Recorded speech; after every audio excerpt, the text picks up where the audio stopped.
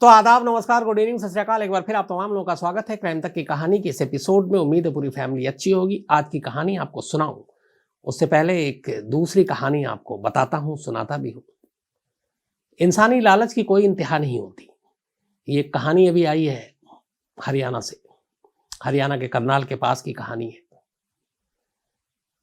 क्या आपने कभी सुना है कि कोई एक कत्ल हो जाए, दूसरे कत्ल की प्लानिंग है और बहुत मुमकिन है कि फिर तीसरा कत्ल भी हो, लेकिन ऊपर वाले का करम कि एक कत्ल के बाद बाकी के दो कत्ल होने से बच गए। जिन लोगों ने कत्ल कराया वो आपस में ही भिड़ गए और उसके बाद पूरा पोल खुल गया। कई बार ऐसा होता है कि इंसानी लालच में इंसान इतना अंधा हो जाता है कि वो आगे पीछे का सोचता नहीं। पैसे की हवस, प्रॉपर्टी की भूख और ये सारी चीजें आपके हाथों जुर्म करवा देती और बाद में जब पकड़े जाते हैं तब अफसोस होता है कि कहां फंस गए। हरियाणा के करनाल इलाके में दो बहनें थीं। दोनों बहनों की शादी एक ही घर में होती है। दोनों भाई थे, दोनों सगे भाई, इधर दोनों सगी बहन। शादी के बाद बच्चे भी हुए, दोनों परिवार खुश। अब इनमें से एक का पति जो था उसके पास एक प्लॉट था, एक जमीन का छोटा सा टुकड़ा।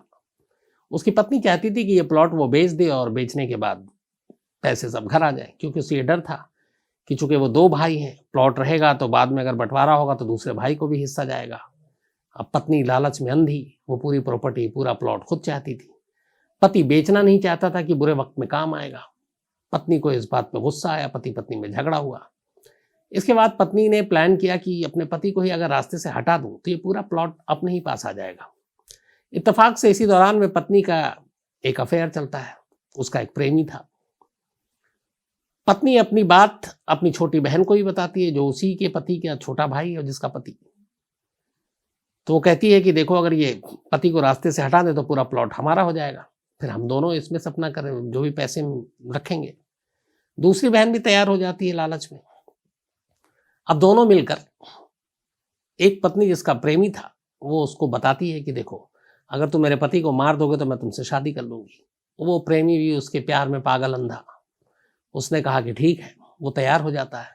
इसके बाद प्लानिंग के तहत एक रात वो उसके पति को बुलाता है, अपने दोस्तों के साथ ले जाता है सुनसान जगह पर, शराब पिलाता है और फिर बेल्ट से उसका गला घोंट कर मार देता है। लाश की शिनाख्त न हो इसलिए फिर कुछ पेट्रोल उसके चेहरे पर डालकर छिड़कता है, आग लगा देता है और लाश को वहीं नहर पर फेंक देता है। बाद में ये लाश किसी तरह से कुछ लोगों के जरिए पुलिस तक पहुंचती है। पुलिस काफी कोशिश करती है, लाश की शिनाख्त होती नहीं है।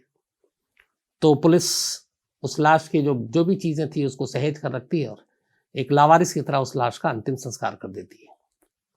वक्त बीत जाता है, इधर उसका पति आता नहीं है। पत्नी को चूंकि असलियत मालूम थी, पत्नी अपने घर में पति के तस्वीर पे मालाएं भी डाल देती है। अब रास्ता क्लियर था, पति रास्ते से हट चुका था, प्लॉट पे उसका कब्जा था। लेकिन इधर पत्नी ने वादा किया था कि तुम मेरे पति को मार दोगे तो मैं तुमसे शादी करूंगी। अब प्रेमी एक आशिक से कातिल भी बन गया इश्क के लिए। उसने कहा कि अब याद दिलाया वादा, बोला मुझसे शादी करो। पत्नी ने कहा अभी नहीं कर सकते, क्योंकि अभी मेरे पति की मौत हुई है, लोगों को क्या कहेंगे। बट प्रेमी को लगा कि ये टाल रही है। अच्छा, इससे पहले ये हुआ था कि जब कत्ल हुआ तो पत्नी को भरोसा नहीं था अपने प्रेमी पर भी। उसने कहा कि जब तुम कत्ल करोगे तो उसकी वीडियो रिकॉर्डिंग करना, ताकि मैं उसे मरते हुए लाइव देखूं, उसकी लाश देखूं, तो मुझे यकीन होगा कि तुमने उसे मार डाला है, लाश को बहाने से पहले। प्रेमी ने उसकी ये शर्त भी पूरी की। उसने कत्ल के बाद बाकायदा मोबाइल पे वीडियो बनाया, रिकॉर्ड किया और फिर उसको वीडियो को भेज दिया अपनी प्रेमिका को कि ये देखो, तुम्हारे पति को मैंने मारा, ये रहा सबूत, ये रही लाश। अब ये सबूत पत्नी के मोबाइल में, प्रेमी के भी मोबाइल में। अब प्रेमी कह रहा शादी करो, पत्नी टाल रही है। इस दौरान में अब दोनों बहनें एक और तय करती हैं। उन्होंने कहा कि ये प्लॉट तो आ गया, पति मर गया, लेकिन अभी उसका एक भाई जिंदा है, कल को वो फिर इसमें दावा ठोक देगा, इस प्लॉट मेरे भाई का, मुझे भी हिस्सा दो। तो अब दूसरी बहन भी तैयार हो जाती है, कहती जब बहन तूने अपने पति को निपटा दिया तो मेरे पति को भी निपटा दे, ताकि हम दोनों ही बचें प्लॉट के लिए। अब ये दोनों फिर तैयार हो जाती हैं। अब एक कत्ल के बाद दूसरे भाई के कत्ल की बारी। अब कत्ल किससे कराएं, इतनी हिम्मत इनमें थी नहीं खुद करें। फिर उन्होंने उस प्रेमी को पकड़ा, कहा कि हमारे पति को तुम कत्ल कर दो, एक तो कर ही चुके हो, और इसके बाद कोई रास्ता साफ है, तुमसे शादी करेंगे, आराम से रहेंगे। अब वो प्रेमी था, कातिल तो था नहीं, ना सीरियल किलर था। उसे लगा कि चलो इश्क में एक बार तो खून कर दिया, अब ये क्या है। उसने उससे कहा कि भाई मुझसे तो ये दोबारा कत्ल नहीं होगा और मैं नहीं करूँगा। अब दोनों बहनें इस बात से चिढ़ गईं, गुस्सा हो गईं। फिर उन्हें लगा कि ये राजदार तो है, कल को ये शादी के लिए भी पीछे पड़ रहा है, शादी उनको करनी नहीं थी, वो तो टालना था, अपना काम निकालना था। तो उन्होंने कहा अब क्या करें? तो उन्होंने कहा कि इससे पहले ये खतरा बने हम ही इसको रास्ते से हटा देते हैं। दोनों बहनें पुलिस स्टेशन पहुंच गई और जाके उन्होंने कहा कि मेरा पति गायब था, अब हमें पता चला मेरे पति को किडनैप किया है, और उन्होंने अपने ही प्रेमी का नाम बता दिया और साथ में मोबाइल का वो जो वीडियो उसने भेजा था सबूत के तौर पे कत्ल का, वो वीडियो भी दे दिया पुलिस को कि ये देखिए सबूत मेरे पास, उस शख्स ने मेरे पति का कत्ल किया है। उन्हें लगा फंसा देंगे, वो जेल चला जाएगा, रास्ता क्लियर। अब पुलिस को जैसे ही पता चला, पुलिस ने उसके प्रेमी को उठा लिया। उठाया तो उसने कहा हाँ बिल्कुल सही है, मैंने कत्ल किया है, लेकिन कत्ल मैंने अपनी मर्जी से नहीं किया, कत्ल मैंने इन्हीं दोनों के कहने पर किया है, और इन्होंने वादा किया था कि ये मुझसे शादी करेगी और उनकी ये प्लानिंग थी। अब यहाँ उल्टा पड़ गया। दोनों बहनें ये समझती थी कि वो उनको फंसा देंगी, लेकिन प्रेमी और भी ज़्यादा चालाक निकला। उसने अपना जुर्म तो कबूल किया, लेकिन साथ में उन दोनों पे भी डाल दिया कि इनके कहने पे कत्ल किया। अब पुलिस को पूरी कहानी सामने आई, दोनों बहनों को उठाया, पूछताछ की उन्होंने भी, अब वो भी पेशेवर मुजरिम तो थी नहीं, टूट गई। उन्होंने भी कहा हाँ हम एक प्लॉट के लिए हमने ये प्लानिंग की थी। तो इसके बाद अब वो दोनों भी जेल में। तो कुल मिलाकर लालच ने ये किया कि एक साथ अब 3 लोग जेल में हैं, एक शख्स इस दुनिया में नहीं है, लेकिन नसीब अच्छा था अभी 2 कत्ल और होने थे, हुआ नहीं। एक तो प्रेमी ने दूसरा कत्ल करने से मना कर दिया, और दूसरा वो कर लेता तो हो सकता था तीसरा कत्ल उसी प्रेमी का भी हो जाता, लेकिन ये सारी चीज़ें हुई नहीं। ये हरियाणा की कहानी थी, मैंने कहा आपसे शेयर करूं, क्योंकि इंसानी लालच के बारे में ऐसी चीज़ें जानना और समझना ज़रूरी है ताकि हम इससे बच सके और ऐसी चीज़ों से दूर रहें। बड़ा सिंपल सा तरीका है ज़िंदगी जीने का कि हमारे पास जितना कुछ है हमें उसी में सब्र करना चाहिए। वो एक पुरानी कहावत भी है, जितना आपका चादर है उतना ही पैर फैलाना चाहिए। तो अगर हमारी ख्वाहिशें अपने कंट्रोल में होती हैं, इंसान को कभी ख्वाहिशों का गुलाम नहीं होना चाहिए। हमारी जो ख्वाहिश है वो हमारी हैसियत और औकात के हिसाब से तो ज़रूर हम पूरी करें, और नहीं है तो फिर हमें उस तरफ सोचना और देखना नहीं चाहिए, क्योंकि वहीं से फिर जुर्म का सफ़र शुरू होता है। क्योंकि जब इंसान अपनी ख्वाहिशों से आगे बढ़कर कुछ हासिल करना चाहता है तो फिर वो सही रास्ते से मिलता नहीं और गलत रास्ते पे चल पड़ता है। तो अगर लालच ना हो और हम जितना है उसमें खुश हैं, उतने में संतुष्ट हैं, तो फिर ये सारी चीज़ों से हम बच सकते हैं। तो इसीलिए ख्वाहिशों पे हमेशा अपने कंट्रोल किया करें। वरना इसी के ऊपर एक बहुत खूबसूरत शेर है जो 2 लाइनों में ही सारी चीज़ें बता देती है कि हज़ारों ख्वाहिशें ऐसी कि हर ख्वाहिश पे दम निकले, बहुत निकले मेरे अरमान फिर भी कम निकले। मतलब इस 2 लाइनों का मतलब ये है कि ख्वाहिशें तो बेशुमार हैं, हज़ारों हैं, लेकिन अगर हमारे अंदर लालच है तो ये लगता है कि अरे यार ये तो पूरी हो गई लेकिन अभी भी कम है, ये भी हो जाती। साइकिल है तो नहीं मोटरसाइकिल होती, मोटरसाइकिल है तो नहीं कार होती, कार होती तो नहीं फिर मर्सिडीज़ होती, मर्सिडीज़ है तो फिर BMW होती। तो इस तरह से ख्वाहिशों का अंत होता नहीं है। ये इस कहानी का पूरा निचोड़ है। अब आते हैं आज की कहानी के ऊपर। इस कहानी को आप कैसे लेंगे ये आपके ऊपर छोड़ा, क्योंकि इस कहानी के जो हीरो है उसको आखिर में आप कैसे लेंगे ये भी आप पे छोड़ा। पश्चिम बंगाल के दिजनापुर में एक परिवार में एक लड़का रहता था जिसका नाम है समर घोष। इसके पिता पश्चिम बंगाल के इस्लामपुर में एक सरकारी नौकर है, सरकारी कर्मचारी हैं।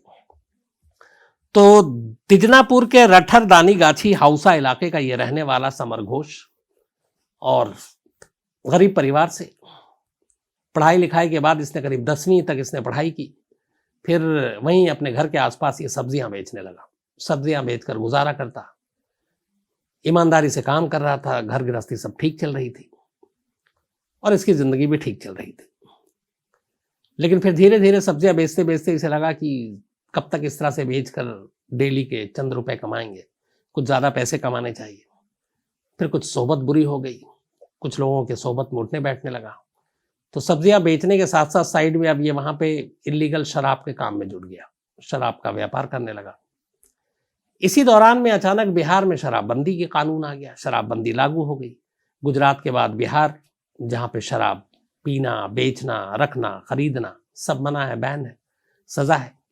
और उसकी एक तस्वीर दूसरी भी है कि जब इस तरह की चीज़ें रोकती हैं तो कानून अगर सख्त ना हो और करप्शन का राज हो तो फिर पीने वाले को मिल ही जाता है। तो बिहार में भी यही है, कच्ची शराब और इस तरह की लगातार बनती है। आए दिन हर हफ्ते महीने खबरें आती रहती हैं कि जहरीली शराब पीने से 10 मर गए, 15 मर गए, 30 मर गए। उसकी वजह यह है कि शराब की बिक्री तो कानूनन हो नहीं रही है, लेकिन चोरी छुपे तस्करी से, चाहे वो यूपी हो, चाहे वो पश्चिम बंगाल हो, झारखंड हो, इन रास्तों से, इन बॉर्डर से, नेपाल से शराब की तस्करी होती है और बिहार में पहुंच जाता है और पीने वाले पीते हैं, खरीदने वाले खरीदते हैं। तो बिहार में शराबबंदी ने समर घोष को भी एक रास्ता दिखाया। सब्जी बेचते बेचते उसने देखा कि बहुत सारे लोग बंगाल से बिहार शराब की तस्करी कर रहे हैं और अच्छा खासा मुनाफा है। तो पहले उसने देसी शराब की तस्करी शुरू की, फिर उसने इंग्लिश शराब की तस्करी शुरू की। बिहार में बहुत सारे शराब माफिया थे, उनके साथ उसका संपर्क हुआ और धीरे धीरे अब छोटे पैमाने से करते करते वो बड़े शराब के तस्करी में जुड़ गया। अब उसके ट्रक और उन सब चीज़ों में शराब आने लगी और कुछ बड़े बड़े पार्टनर हो गए इसके। तो अब समर घोष देखते ही देखते एक सब्जी वाले से एक शराब माफिया बन गया और नौजवान लड़का पैसे कमाने लगा। जब पैसे आए तो पार्टियां भी करने लगा। इसी दौरान एक बार इसे लगा कि कभी जिंदगी में हवाई जहाज में बैठे नहीं है, चलो हवाई जहाज में बैठते हैं। तो एक बार ये हवाई जहाज में बैठा। जब ये हवाई जहाज में बैठा तो इसकी मुलाकात एक एयर होस्टेस से हुई। मुलाकात क्या हुई, उसने उसको देखा और उसको अच्छी लगी। उसने कहा कि काश इस एयर होस्टेस से दोस्ती हो जाए, प्यार हो जाए। अब लेकिन पहली बार चढ़ा था, अभी भी उसके दिमाग में था एक सब्जी वाला, ये एक एयर होस्टेस। खैर वो उतर आया, मंजिल पे पहुंचा, लेकिन एयर होस्टेस उसके जहन से नहीं गई। उसके दिल दिमाग में एयर होस्टेस छाई रही।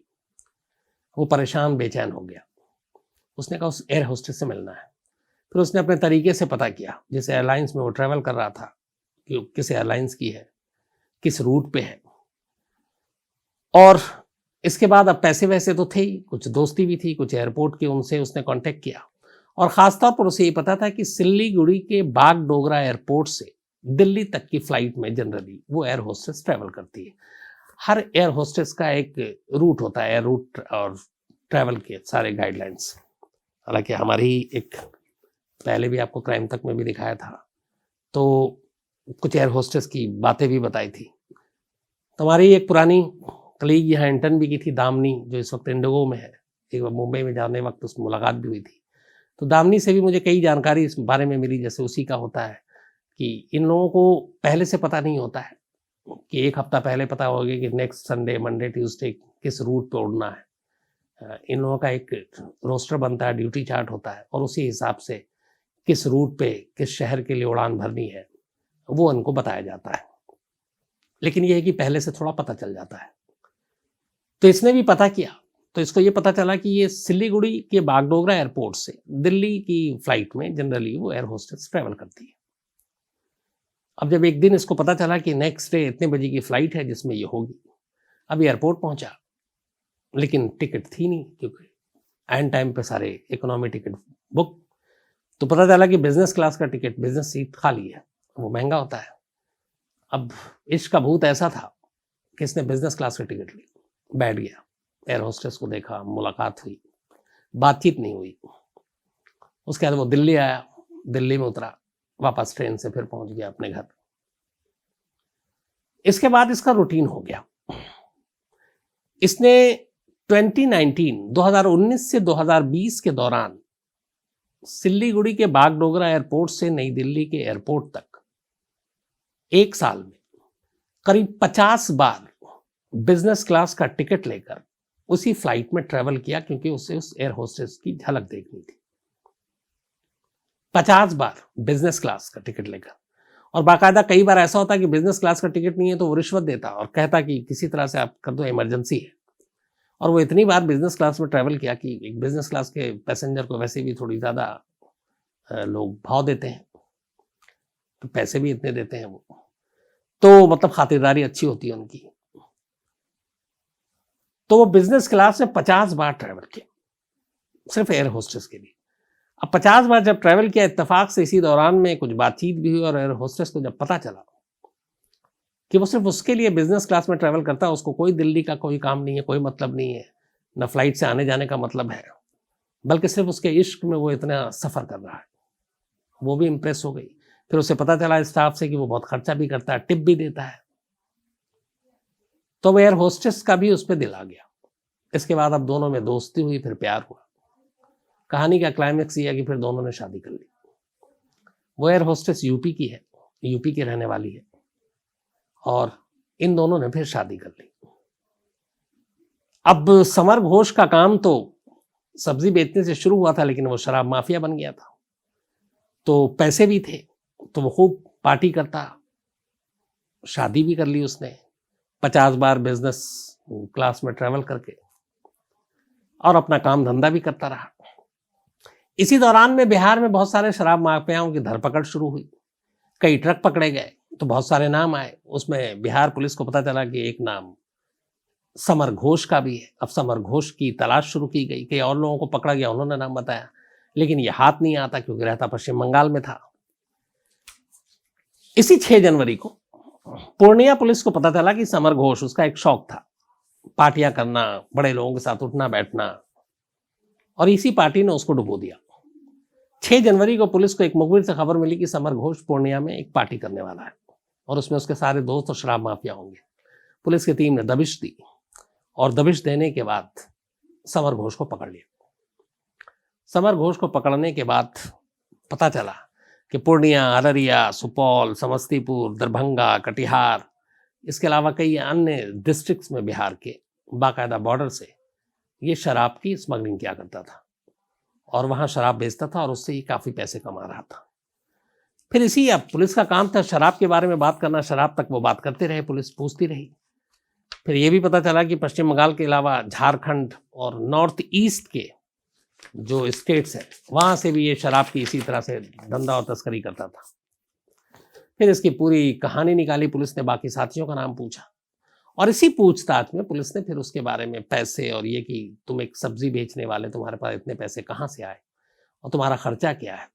तो जब उसने अपनी कहानी बतानी शुरू की, तो उसी कहानी के दौरान में इस एयर होस्टेस का जिक्र आया, और उसने कहा कि हाँ, मैंने पैसे कमाए, लेकिन एक बहुत बड़ी रकम और पैसे तो मैंने सिर्फ इश्क में बर्बाद किया। तो पुलिस ने पूछा वो कैसे, तो उसने बताया कि एक बार यूं ही हवाई जहाज में सफ़र किया, एक एयर होस्टेस पर दिल आ गया, फिर कई बार टिकट नहीं मिली, फ्लाइट फुल थी, तो बिजनेस क्लास की सीट खाली होती थी, तो मैंने करीब 50 बार बिजनेस क्लास का टिकट लिया, सिल्लीगुड़ी से दिल्ली गया, उसको देखा, फिर वापस लौट आया, लेकिन फिर ये कोशिश रंग लाई, उसको भी प्यार हो गया, फिर हम दोनों ने शादी कर ली। तो एक शराब माफिया जो पकड़ा गया इस वक्त जेल में है। हालांकि पुलिस ने पूछा भी कि जब तुम जेल से बाहर आओगे तो क्या करोगे, तो उसने कहा ये काम नहीं करूंगा। हो सकता है ये प्यार, ये इश्क, ये शादी अब उसे बदल दे, एक अच्छा इंसान बना दे, क्योंकि इंसान कभी भी बदल सकता है, तो ये उसके साथ भी हो सकता है। लेकिन फिलहाल तो जेल में है। और जब ये कहानी पुलिस वालों ने सुनी, तो एक शराब माफिया की मतलब एक दूसरा पार्ट, एक दूसरा पहलू उसके अंदर का उसे देखने को मिला। मुझे लगा ये कहानी लीक से हटकर है, इसलिए आपको जरूर सुनानी चाहिए थी। तो एक सब्जी वाले के हवाई इश्क की कहानी थी। कैसी लगी आप बताइएगा, और इसके बारे में और कोई डिटेल या जानकारी हो तो बताइएगा, मैं भी आपको डिटेल जो होगा लेके दूंगा जरूर। किसी वजह से एयर होस्टेस और यूपी में किस जगह की उसका नाम मैंने नहीं बताया, बताना भी नहीं चाहिए, लेकिन ये थी कुल कहानी। अब कहानी खत्म करें और उसके बाद सिलसिला शुरू करते हैं। मनीष साहू जी का जन्मदिन है। मनीष साहू फोटोग्राफर का कोर्स कर रहे हैं, तो ऑल द बेस्ट। और शिवांशु तिवारी जी ने भेजा है चित्रकूट से, इनके दोस्त हैं। इसके अलावा सुनील पॉल का भी आज जन्मदिन है, बल्कि 17 को था शायद, तो belated happy birthday Sunil Pal ji. Diwakar Gupta ji ने भेजा है। तेजस्विनी का भी 17 को बर्थडे था, हैप्पी बर्थडे तेजस्विनी। और गौरव झा ने भेजा है। नैना जी गुप्ता जी का भी आज जन्मदिन है, तो हैप्पी बर्थडे नैना जी। और नरेंद्र श्रीवास्तव जी ने बेंगलोर से भेजा है। किरण गुंजल का भी जन्मदिन है, तो हैप्पी बर्थडे किरण। और सचिन विधाते जी ने भेजा है। इसके अलावा रंजना जी का भी जन्मदिन है, तो हैप्पी बर्थडे रंजना जी। और राहुल मिगलानी जी ने भेजा है करनाल से। शाहीना हैदराबाद से, इनका भी जन्मदिन है, हैप्पी बर्थडे शाहीना। और अशरफ खान ने भेजा है। इसके अलावा नरेश कुमार की बिटिया का भी जन्मदिन है, सोनीपत से। इन्होंने बेटी का नाम नहीं लिखा है, लेकिन हैप्पी बर्थडे नरेश जी आपकी बिटिया को।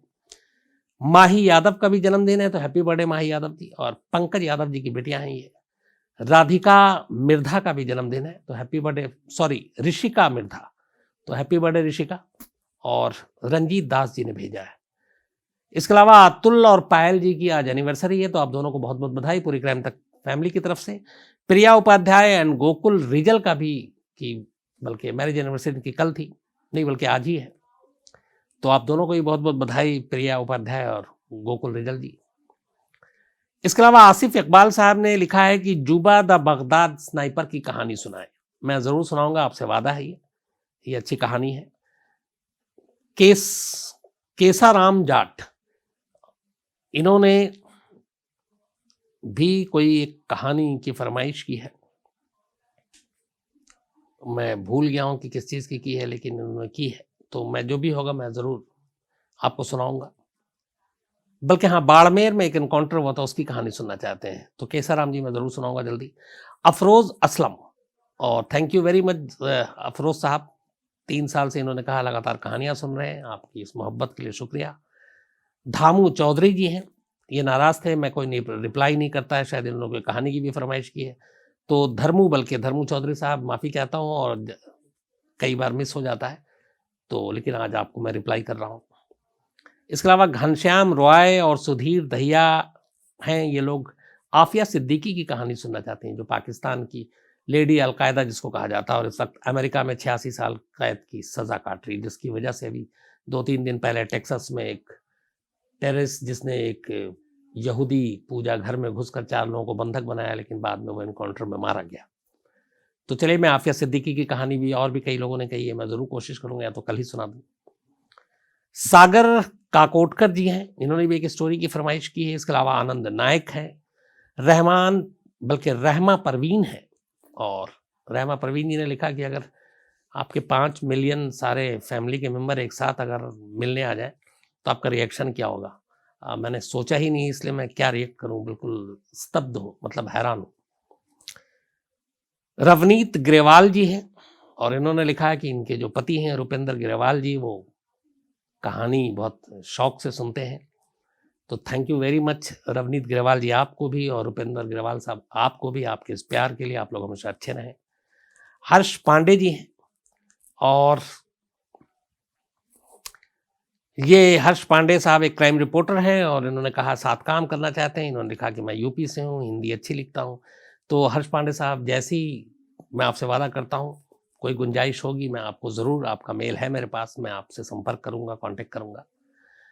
शिवचरण घिया जी हैं, शिवचरण घिया जी फ्रांस से हैं, और इन्होंने जो कल की कहानी सुनाई थी, जो टर्मिनल मैन की, 18 साल तक नासिर जो रहा एयरपोर्ट पर, तो उन्होंने कहा कि वो कहानी इन्होंने सुनी, लेकिन 18 साल तक इन्होंने कहा कि जो एयरपोर्ट पे देखभाल की थी, वो वहाँ के क्लीनर स्टाफ जो थे, या फिर ज़्यादातर नॉन फ्रेंच लोग थे, मतलब जो फ्रेंच लोग थे उन्होंने शायद इतनी मदद नहीं की। नॉन फ्रेंच लोग, चाहे वो ट्यूनीशिया के हों, मोरक्को के हैं, या अल्जीरिया के हों, जो उस एयरपोर्ट पे काम करते थे, इवन जो नॉन फ्रेंच एयर होस्टेस थी, दवा से लेके बाकी चीज़ें, तो नॉन फ्रेंच लोगों ने काफ़ी मदद की इस टर्मिनल मैन की। फ्रेंच लोगों ने इतनी वो असर नहीं दिखाया, और बाद में लेकिन इन्हीं नॉन फ्रेंच लोगों की वजह से इतना प्रेशर पड़ा फ्रेंच गवर्नमेंट पे कि फिर वो एयरपोर्ट से 18 साल बाद बाहर निकले। इसके अलावा रश्मि बुरो जी हैं, इन्होंने लिखा है वैसे कि इनका बुरो के बीच में एच साइलेंट है, तो रश्मि बुरो जी हैं, इन्होंने लिखा है कि ये भी पेरिस गई थी दिसंबर 2006 में, और उन्होंने इस कहानी के बारे में सुन रखा था, तो इनकी तमन्ना थी कि जाकर वो मिलें नसेरी से, और क्योंकि वो टर्मिनल पे ही रह रहे हैं 18 साल से, लेकिन इनकी मुलाकात नहीं हो पाई, और शायद दिसंबर 2006 में नसेरी वहाँ से निकल भी चुके थे, तो रश्मि जी को अफसोस है कि उनकी मुलाकात नहीं हो पाई। पर थैंक यू रश्मि जी और शिवचरण घिया जी, आप दोनों ने इस कहानी को शेयर किया और आप दोनों ने बताया इस बारे में। इसके अलावा लीलाधर सोनूले हैं गढ़चिरौली से, और अभिषेक दुबे जी हैं, और ये घैसल ट्रेन एक्सीडेंट की कहानी सुनना चाहते हैं, तो मैं आपको ज़रूर सुनाऊंगा। तो आज कहानी में इतना ही, लेकिन आप लोगों से ही कई लोगों के मेल की अगर रिप्लाई नहीं करता या नाम नहीं ले पाता तो नाराज़ मत हुआ करें, क्योंकि मैं भी इंसान हूँ, कई बार कई चीज़ें छूट जाती हैं, कई चीज़ें नज़रों से ओझल रहती हैं, कई बार कई मेल ऊपर नीचे हो जाती हैं, कई बार कई लोग तो बर्थडे के जो विशेष हैं वो 20-20 दिन आगे का भेज देते हैं, तो बड़ा मुश्किल होता है फिर उसको वापस ढूँढना, निकालना, करना। और ये भी बताऊँ कि ये सब चीज़ जो करता हूँ मैं, मेरी कोशिश है, शुरुआत में बहुत पहले मैंने ये किया था कि अपने टीम के कुछ लोगों को कहता हूँ कि तुम मेल-वेल नोट कर लो, लेकिन फिर मुझे लगा नहीं, बहुत सारी चीज़ें छूट जाती हैं। तो ये काम मैं खुद करता हूँ। मैं सारे आप लोगों के मेल खुद पढ़ता हूँ, मैं मेल खुद नोट करता हूँ। मैं चाहे जो विशेज़ हों बर्थडे या एनिवर्सरी के, वो भी खुद नोट करता हूँ। लेकिन मेरे साथ दिक्कत ये हो जाती है कि अगर सपोज़ अब किसी ने अगर मुझे 10 फरवरी उनका बर्थडे है या कुछ है, तो आज अगर डेट मान लीजिए 18 जनवरी है, तो अब इन बीच के 10-20 दिनों में ऐसे और सैकड़ों मेल आ जाते हैं जिसमें वो बहुत ढूँढना मुश्किल हो जाता है। तो एक तो ये कि अगर आप 1-2 दिन पहले करेंगे तो ज़्यादा बेहतर होगा, मुझे याद भी रहेगा और ढूँढने में भी आसानी होगी। और जिन-जिन लोगों के नहीं कर पाता हूँ, तो कोई ना कोई गड़बड़ी या फिर कोई वजह हो जाती है, बहुत सारे काम आ जाते होंगे।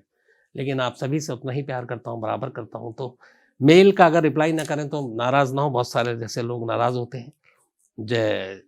आज ही जैसे 1-2 भाइयों ने मेल लिखा था, बट अब मुझे लगता है कि वो नाराज़ नहीं होंगे। तो आज इतना ही कहानी में। अब आपसे मुलाकात होगी कल रात 9 बजे किसी नई कहानी के साथ। तब तक अपना ख्याल रखिएगा। Thank you very much.